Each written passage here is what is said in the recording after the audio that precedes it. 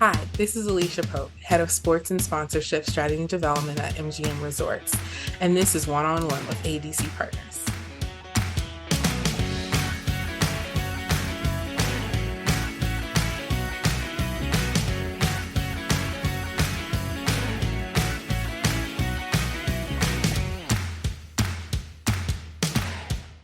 Hi, this is Dave Almy of ADC Partners, and thanks for checking out this episode of One-on-One Sports Business Conversations.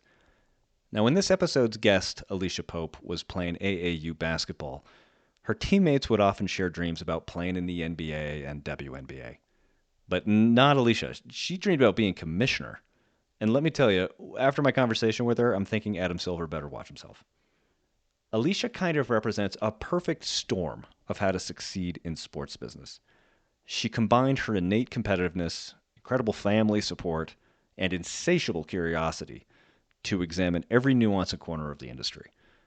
And after stops at NASCAR, the NBA, WNBA, and NCAA, Alisha now finds herself head of sports and sponsorship strategy at MGM Resorts. In our conversation, we talk about her rise through the sports business ranks and the skills she believes have been instrumental to her. We also get into her role at MGM, how changes in sports marketing have impacted her priorities, and what she's most looking forward to when it comes to the future of the industry. But before we dive into my interview with Alisha, I got a couple of other things to get you up to speed on. Don't worry, I'm going to make this quick. Now, if you go back in our archives, you can find my show with Jason Smith, the founder of the sports tech startup Sponsor CX. Well, the good news is we're getting that particular band back together. You see, Jason and I are hosting a webinar for people who work in sponsorship sales. And in it, we're going to peel back the layer on what folks on the buy side of the sponsorship equation want to see from the sales process. We've interviewed a bunch of brand marketing folks to get the unvarnished truth about a bunch of stuff, like how to get them to call back, their expectations on ROI, what separates a good salesperson from a, well, less good one, all that, and lots more too. So if you've got some time on December 6th, 2023 at 10 a.m. Mountain Standard, 12 noon Eastern, we'd love for you to join us. And you can sign up at adcpartners.com/podcast. Also, I'm pretty excited because this episode is the first to feature our new sponsor, Reflux Gourmet. Yeah, you heard that right. This little podcast now has a sponsor. And Reflux Gourmet is an all-natural, great-tasting treatment for acid reflux, something that most of us in sports business have dealt with at one time or another. I'll have a little bit more about our new partner later on, but if you're interested now, you can hit pause, head over to Amazon, and you can get a 10% discount on your first order of Reflux Gourmet by using the code 10SPORTSBIZ. Okay, that about does it. Let's get to my interview with Alisha. Alisha, you got your BA in sports management while playing basketball at Barry University in Florida. So it kind of seems, at least to me, the uninitiated, that you working in sports was always something that was kind of on your mind. So I guess my first question to you is, what really kind of drew you to the industry? What was the catalyst for you and all that? So, to be honest, my kind of draw that I've had to the industry kind of comes way before I even start my undergrad work. You were an Um, early bloomer. You're a sports I was. business early bloomer. I was, and that's something that I found like in my later years. It's been Uh, very unique about myself. So I've always known what I've wanted to do. huh. Like when I played AU basketball at the time, the WNBA was kind of just starting around that time, or there was whispers of it. But a lot of my, teammates, whom some did go on to play in the WNBA, they would raise their hand and say, "I want to be in the NBA," and I'd raise my hand and say, "No, I want to be president of the NBA." Oh, So okay. All right. So, okay, there was yes, definitely objective here. yes, yes. I have always had a huge passion for sports and business. And honestly, I have to credit like my mom, and just she's always pushed us to follow our passion, regardless Okay. of whatever it is. Yeah. Even when I set out to get a job, I was like 14, 15 years old. I just wanted to get a job, any job. I needed some money to get my nails done. I just needed any job. Me too. And It was one of my big motivators. And she's like, no, you're not getting any job. You need to get a job that's going to point you in the right direction where you want to go. So she really started saying, okay, it's if you're going to do something, you want to do it towards a direction that's going to give Yes. you build towards the future that you see for Build yourself. towards the future. Yep. So that landed me at the local gym working at a basketball camp, like over the summer. Muggsy Bogues basketball camp. So Were you taller at Muggsy at that point in time? probably. And if anybody Probably. doesn't know who Muggsy Bogues is, you can look up online. He's not a tall Yes. man. Google him. Don't tell me you don't know who he is. Yeah, right, exactly. Ooh, scary moment right there. So this Yeah. was it. You really started to see. I mean, sometimes when you're playing sports, the business of sports is kind of behind the curtain, right? You know it's out there. You know there are people selling tickets, and you see sponsorships and stuff like that. Yeah. But that kind of gave you an early sense of what it was, and that sort of lit a fire. Is that fair to say? Yeah, they're definitely a little fire. So I kind of had two things sort of happening. Like my mom always pushes us to drive our passion, like to stay Hmm. close to our passion points. And for me, that was sports. So I'm the one who collected like Olympic ads. Like I ripped out the Coke and, the Coke and Olympic Oh ads my and I kept them gosh. in a binder. Like I'm really into it. I've lived it forever. On the flip side of things, my dad, he, played in the NFL. Okay. So I did have some exposure to sports around there, but then also too, he went on to work at his alma mater, Georgia Tech. So when Oh, I'm okay. he also works there in the athletic department. So I do have a little bit of a peek behind the curtain, kind of through him to even know that it's possible. So I think the kind of the two of those are Yeah. what really kind of intersected. So he had the playing career, not unlike yourself. You were a Yes. basketball player all through college, and then transitioned to the more business side of sports. So there was Yeah. kind of a tip between your mom's lighting the fire and Yeah. offering the direction and the dad's path that really seems then like a natural progression for you to Yes. sort of Yeah. have been in this industry. And like I said, I mean, you got your BA in sports management at Barry, and then you got your MBA at Texas Yeah. A&M, go Aggies, and you went to China for a Yes. semester. Yes. Yeah. So let me ask you this. So what was your motivation there, and what did you take away from your time overseas that maybe still impacts you today? What was that? What was that whole experience like? That experience was amazing. Like, Mm, honestly, we literally, all the efforts, everything that we did was about learning how to do business in China. mm-hmm. So it was really, first of all, if anyone has opportunity to go to Texas A&M, I would definitely jump on it 100%. It was an amazing opportunity education that was afforded to me. I was in a traditional business program, and that was very thoughtful. I had my sports management background. I knew a lot about sports, and now it was time to kind of learn more about business. Hmm. But Broaden the as you horizons a know, bit. right. And Texas A&M is a huge sports school, so I could go over to the sports management program and dip my toe in the water and get experience, but I was really learning about business. And then on top of that, when they kind of laid out a bunch of markets in front of me to go visit and do a world-class curriculum to learn how to do business in that country, I had the opportunity to select China. It was not only natural because everything we know about China and but also too it's about everything that we don't know. It's kind of the polar opposite of the ways that we do business here today. And I was looking to make sure that I left that experience as well-rounded as possible. So, and then China's such a huge market, the It's almost impossible to really wrap your arms around how big it oh, is. it is impossible. And you don't Yeah. need to. You just need to capture a little bit of it and Yeah. you're set for life. Right.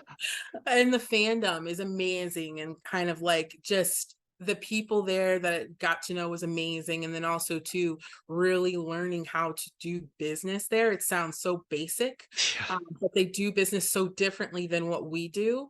Right down to the way that you sit around the table. It was great to just learn about a whole nother culture and just to kind of continue to build that level of respect that I have for the rest of the world. Did you have a sports focus in China, or was it still sticking with I want to get a largest possible, broadest possible look at what doing business in China is like? So there wasn't a specific sports focus per se Mm, because I was in an MBA program, right. but I always took the sports and entertainment angle of everything that I did. It's also something that kind of helps separate me from the pack, right? I think that's something that our industry does really well, but our strength is our weakness. But in our industry, we find ourselves around ourselves a A lot. lot. Um, but being Kind of like around listening to this podcast. exactly.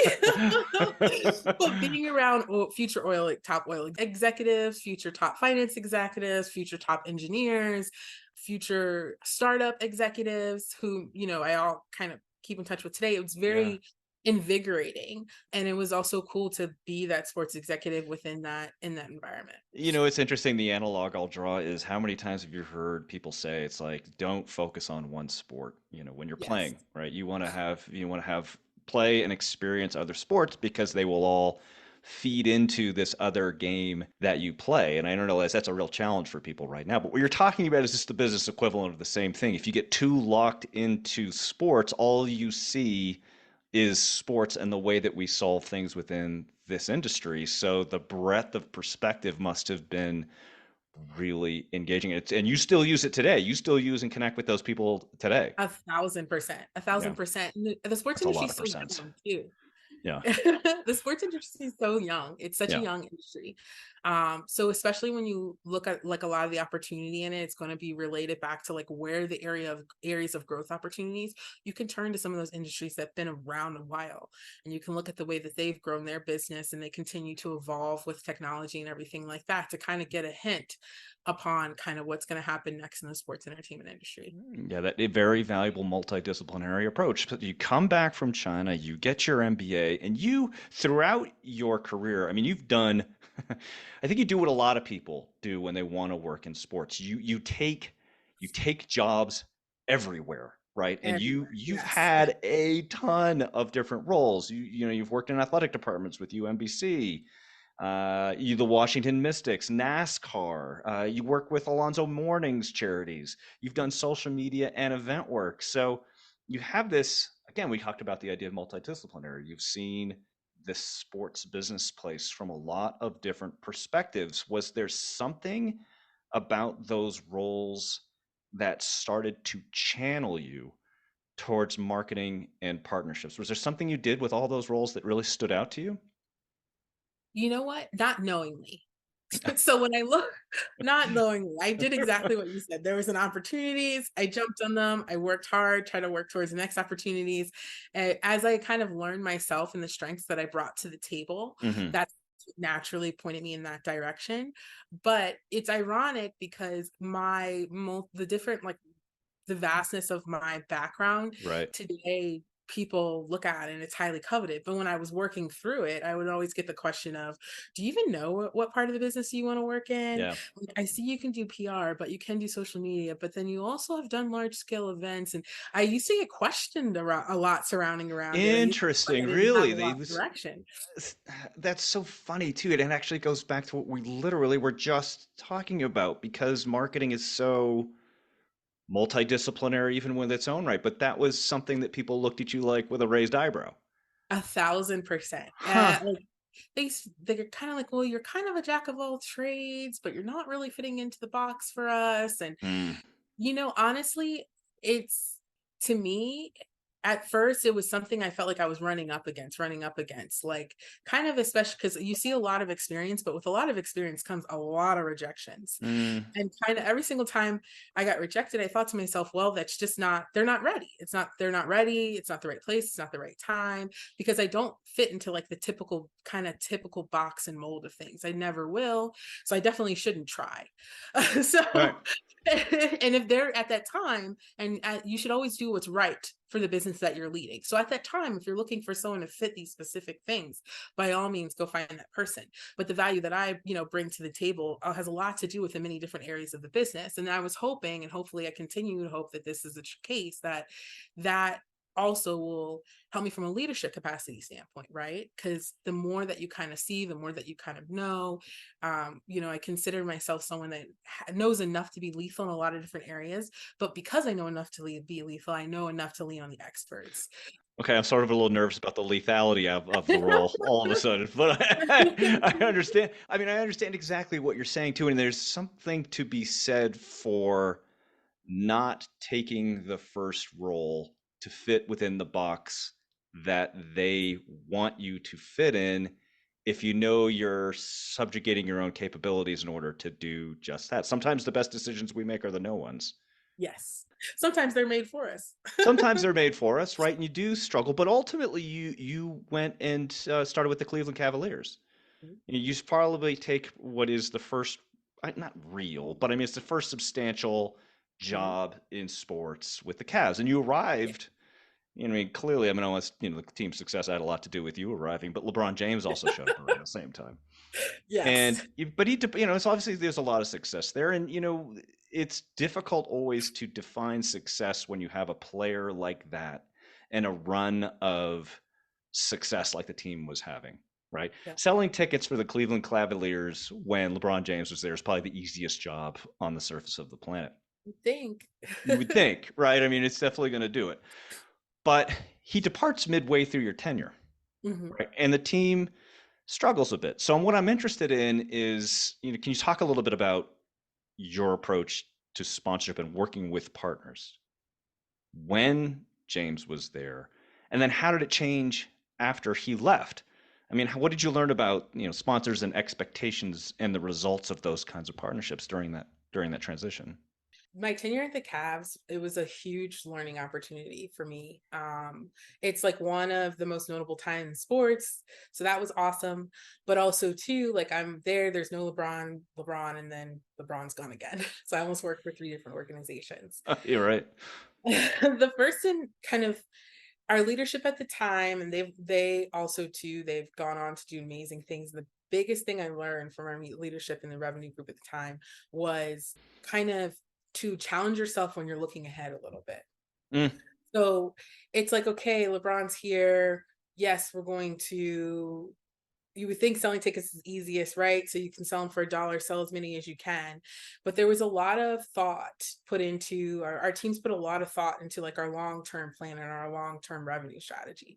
We have the arena transformation that happens during that time, which now it sounds like, building new new arenas, turn around, there's a new one announced every day. But there were pretty specific COI revenue goals set out. And we understood that, yes, that there's an opportunity to grow the business because we were so great on the court, but you kind of have to treat that a little bit like gravy, right? Because mm, wins and losses, they go up and down, and you have right. to fortify your business for the long haul. And so that was something that I learned during my time there, because there were certain deals we didn't do, or there were certain deal structures that we were pushed to put into place in order to fortify the business for the long run. So that is kind of, I understand you're kind of saying, well, you kind of see it after the fact, but it's something you try to prepare for in the upfront. So you feel like the team and the internal teams you work for tried to add some level of bulletproofness to the business that existed beyond the wins and losses to A ensure thousand, that the revenue stream was consistent. 1,000%. And is there a specific to that you take away and like, oh, you know what? This plan that we did was particularly effective in that moment. Was it a service piece? Was it a business generation piece? What was it? I think it's about, there's kind of three things that come to mind Mm, that have always seemed to be relevant mm. in every single kind of partnership group that I've worked in or touched. And one of them is, yes, a service piece to it. Relationships are queen, king, however you want to look at it. Like they are the drivers All of the royalty. all the royalty, all the things. Yeah, yeah. So they definitely are. The other thing is long-term deals and flexibility within long-term deals. I think that you see in the industry now, there's a huge push more towards commercial terms of longer terms deals versus kind of typical sponsorship terms where you're paying for spots and dots. And when I say commercial terms, I mean, so it's like kind of, what have you done for me lately? Like, I'm going to do this to generate your business, or you're going to do that to generate my business. Like, that's the type of thing that people want to see. And when they're building a long-term relationship is, yes, we're putting 10 years on paper. Yes, 10 years, like some of the deals you do in the beginning of my time with the Cavs didn't have Instagram in it. So you have to just just literally have to be, There was a time before there was a Instagram? time with it existed, but not to the degree it does now. But you just literally have to be you have to be known as like, yes, if we're going into this long term, you're going to be a flexible partner that's truly focused in on ROI and return on investments on both sides of the coin. It's so fascinating too. You bring up the idea of Instagram. You put together a 10-year deal, and particularly now Mm-hmm. when new technologies and new forms of media consumption are being built hourly. Yes. So how can you ever propose to have the whole universe of communication and capability on behalf of a sponsor in place in a contract that was written even 2 years ago? Never mind 10. Yeah, you can't. You just can't. You can't. And I think that's where like all those things that we talked about before come in mind, the relationship, the service, the spirit of the spirit of the agreement, to know that we're kind of in this together for the next 5 years, ensuring that there's alignment between like those big corporate objectives. I think the work and the execution kind of takes care of itself if fundamentally there's that really strong alignment between those big corporate executive objectives. Yeah. Now in 2020, you leave the Cavs after Mhm. about a little over 6 years, and you join MGM, MGM Yeah. Resorts. Can you tell how did that transition come about? And I guess also what were some of the big surprises when you move from team side to something as I mean MGM Resorts is a big company. Yes. What were some of the surprises to you when you moved from the property side to the brand side? I have to say the first thing that comes to mind is really just like the decision-making path or the Mm. decision-making tree, if that makes sense. I Oh, think absolutely. that was something that was for sure, it was a bit of a learning curve Bit of a for me surprise. to Yeah. Because try to what's the learn. Cavs? Yeah, Cavs like 200-person organization, 300-person organization. 250 if we're getting crazy. And MGM Resorts is bigger than that. About 60 to 80,000, depending on Yeah. Okay, a little bigger. right. Yeah. So more people involved in. More people involved in a decision, a little more, and also too kind of it's very interesting what kind of warrants the decision process, if that makes sense, like how.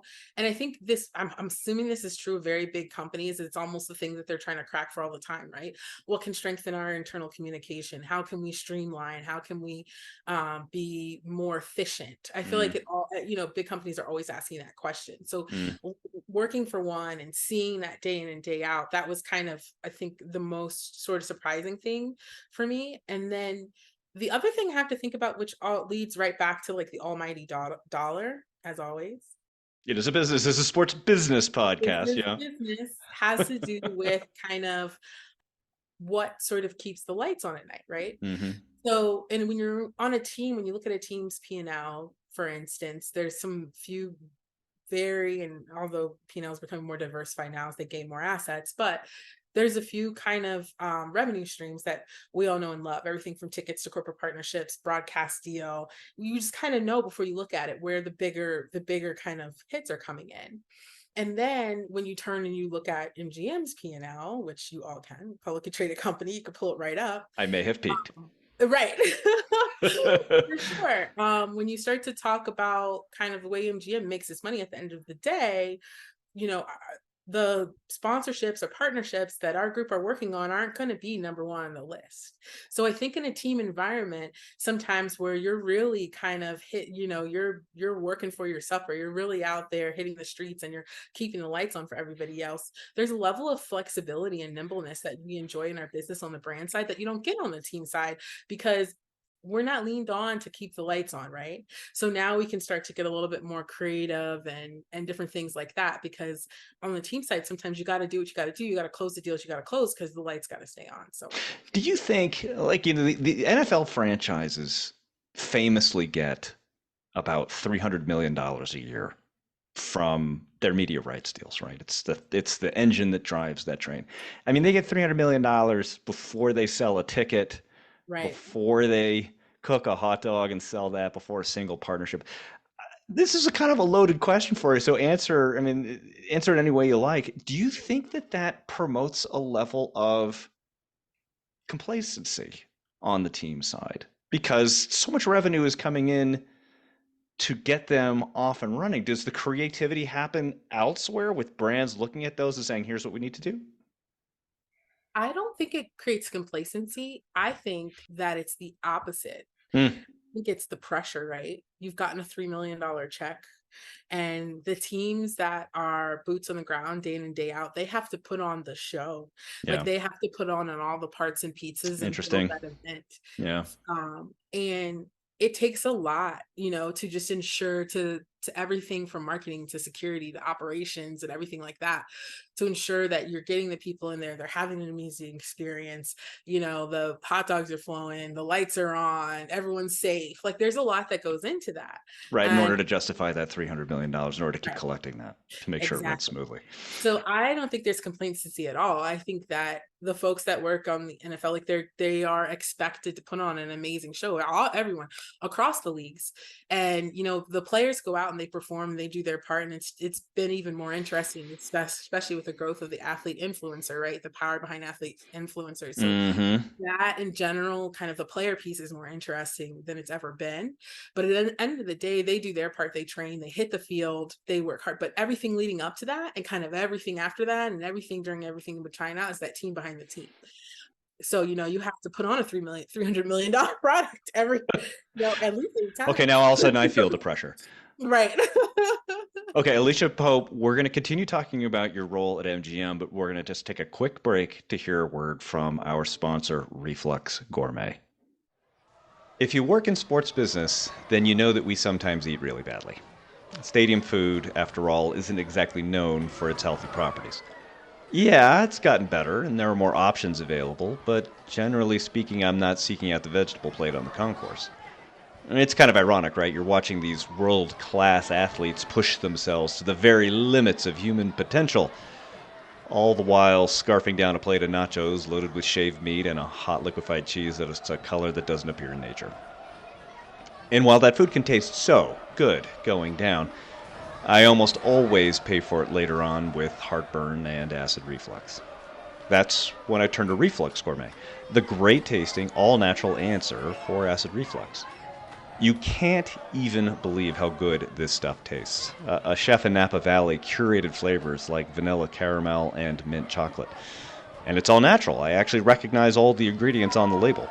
But most importantly, though, it just works. Only 1 teaspoon of Reflux Gourmet, and I'm good to go. Reflux Gourmet is available on Amazon, and if you use the promo code 10SportsBiz, you'll get 10% off on your first order. Alisha, MGM, it's a big company, like we talked about. There's, what'd you say, 70,000, 80,000 employees A lot. worldwide? I mean, by any measure, that's a big company, right? Right. And they have a lot of different interests, right? Like we talked about, there's gaming, there's entertainment, resorts. Can you give a sense of your area of focus for the company and how sports and sponsorships impact the MGM brand from your perspective? Our group, and this was one of the things that like drew me to the organization. Our Hmm. group, I think, is pretty interesting and kind of the way that we're set up and where we sit within the organization. So we have a sports focus, but we also have a sponsorship focus. So we have verticals that are out looking at traditional sort of sports marketing. We have verticals Hmm. that are doing traditional corporate partnerships. We have a live events vertical, strategy development, myself, and then also sports tourism. So, and as you can imagine, with some of the why sports tourism is so important to us, and Let me think. I know. I wonder why. Yeah. I wonder why. So we all sit in one big group together. And I think it's just a very unique approach to the overall sports and sponsorship business that MGM is taking. And one of the things is yes, there's the brand side of it where we, through our sports marketing group, we want to really get great exposure for MGM. And we also want to reach, our preferred consumer. But the other piece of it is we have a lot of owned and operated assets that are usually Hmm. sports and entertainment assets. On top of that, we also have Las Vegas and everything that we know sits surrounding around sports tourism. So our group is working day in and day out to ensure that through our partnerships and through the sponsorships that we have, we're driving that incremental revenue and that incremental opportunity and impressions and different things like that back to MGM Resorts. And we're looking at it in several different ways, and which is why I really love the team that work with today. Do you look at the development of the resorts business and drawing people to there as sports being a particularly good catalyst from just a brand standpoint, like getting that brand awareness and making people familiar with it? Or does it go deeper than that? As you start to look at how these relationships unfold for you, what do you look at as being really successful and impactful for your work? I think it really just depends on, so like if you asked us today, Mm. especially this week, Oh, it is so race week there. Good yeah, it's heavens. F1 is crazy in here. town. Yes, F1's in town. So the first race in Las Vegas. So when you ask a question like that, I think it just really depends upon kind of the life cycle of where we are as it Mm. relates to sports and as it relates to sponsorship. So like right now, a lot of the team's work over the past year has been really, we really looked at our F1 strategy and looked at it the different ways that we were going to approach it, from a sponsorship or partnership side. And that means something different, right? It means a lot different when, A, yes, you have your traditional, we have our group working on a traditional sort of sponsorship deal, but also too, when that car is coming right in front of one of your properties, that's a whole different ball game. Changes it so dramatically. I It mean, it's just changes makes the dramatically. resort is part of the experience. Exactly. You're thrown into the experience whether you like it or not. So yet to be seen what's actually about to happen because it takes place in about a week. But As a good friend of mine, Nolan said, never do anything for the first time. And yeah, it right. is, those guys must be crazy down there right now. Yes, yes. It's very busy. But it's exciting. It's very exciting. It's 1,000% exciting. And I think it's also too, it's good for like our industry just in general. Like the pie is getting bigger, right? It's awesome to see another league or brand come across the pond the other way and see them grow our business. It's really awesome to see a lot of the growth that's taking place surrounding around. You see American football, but then also too football and soccer. You see the growth happening there all across the world, really. So it's exciting for sure. Do you see some leagues as being really adept at understanding how to create partnerships with you and MGM resorts in a way that really stands out to you? It's like as just an even example. It's really interesting. I think when you look across all the leagues, and we all kind of know within the industry, who the more conservative ones are versus who are the ones that's like more We'll willing do to take the anything. whole thing. Right. Right, we'll try Yeah. it.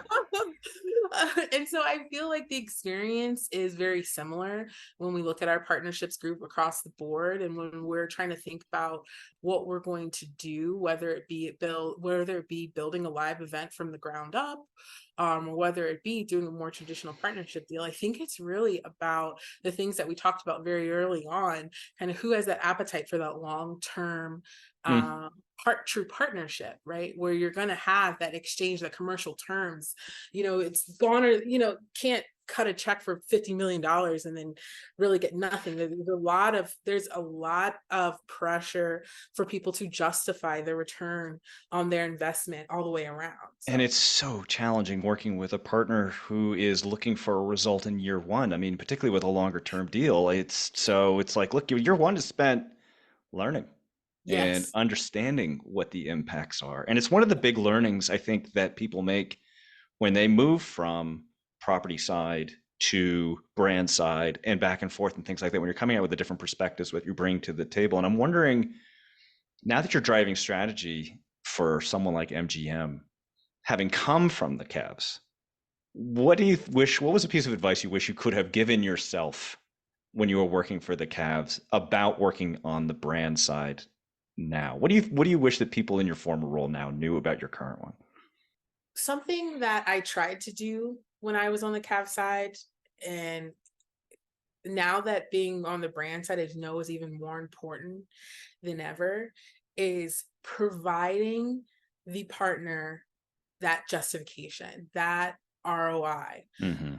helping them build that narrative so they can have it in their back pocket at all times. I think a lot of times people do that mid-season recap or they do that end of year recap, and it's kind of like, okay, we have one email, this, that, or the other, but really dig into your partner's business. Understand, like you said, you're like, oh, I read MGM's investor relations app. Like if they're publicly traded company, read their 10K.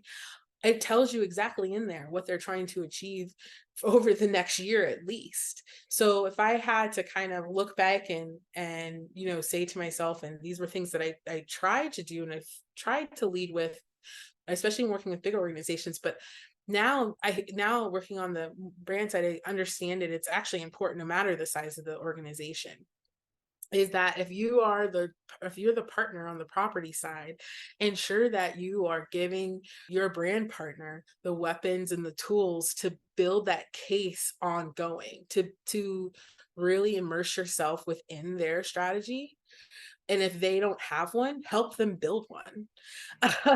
I think that's the other thing too. If they don't have one, help them build one. Make them look like rock stars. I'm talking about give it to them to the point where they could take your name off and put their name on.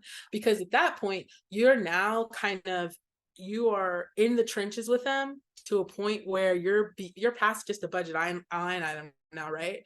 Like you are a key part of their overall strategy. You're a They're looking thought partner. You're exactly, emphasis on the word partner. Like, who doesn't want someone exactly. helping them in their job?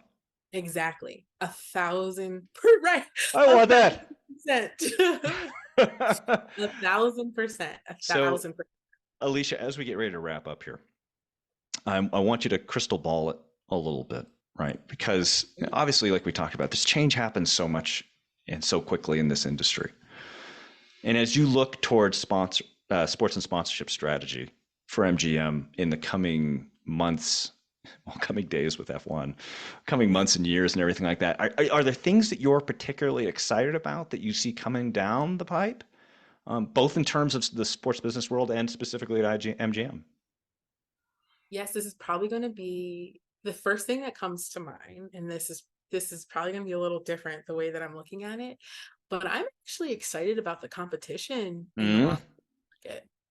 And the former NCAA Division One basketball player raises her head. Right. I want the competition. I'm excited for the competition. I'm not gonna lie. Like Yeah. I read an article and I'm sure there's a bunch of numbers out there surrounding on this, but the sports business is supposed to grow from 2 to 3 digits. The sports Mm. sponsorship and sports marketing business is supposed to grow from, a couple, 2 digit billion to three digit billion, right? And a lot of that is being stirred up by the competition. And Mm. the market of Las Vegas is definitely the prime example for that. Epicenter. Oh, epicenter. Hopefully, and more teams coming, all the chatter surrounding on the NBA, all the chatter surrounding around, Oakwood Group and land they have and the new Ace Stadium, all that is just competition. It's just good old competition in the market. Competition is always good. It means that the pie is growing. It means that like we're in the right business. There's more opportunity out there. I think competition makes everyone better.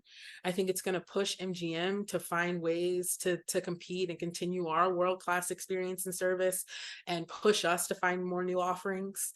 And who's going to benefit? The fan's going to benefit. The customer is going to benefit. The guest is going to benefit. I think, especially now more than ever, fans and customers' expectations are high. You have a short window, short attention span, and if my kids are any foresight of that, the attention span is just going to get shorter. So right. Their attention spans are shorter, and the way they decide what they are fans are is more complicated, and also how many different things that they're fans of, the athlete versus the team. I could go on for days, but really what it boils down to, and what's really exciting when you look ahead for our business, I think, is the competition that's coming into different markets, and the business just growing overall.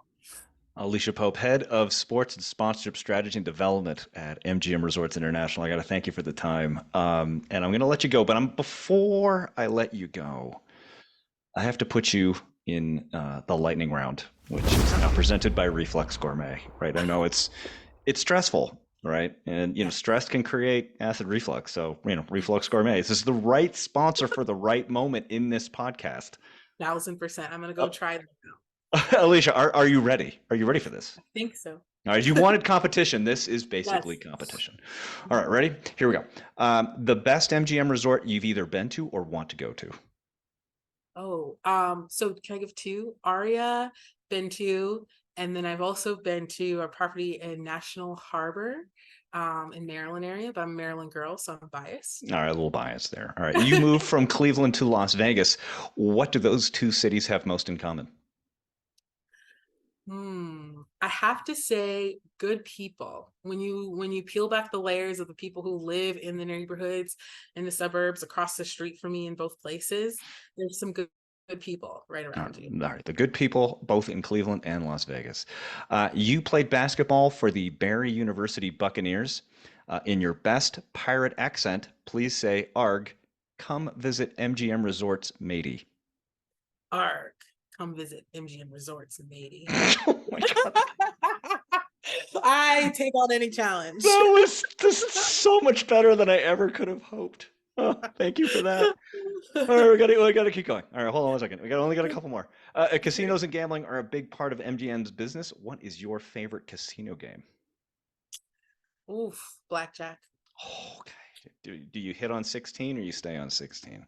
I'll never let my secrets out.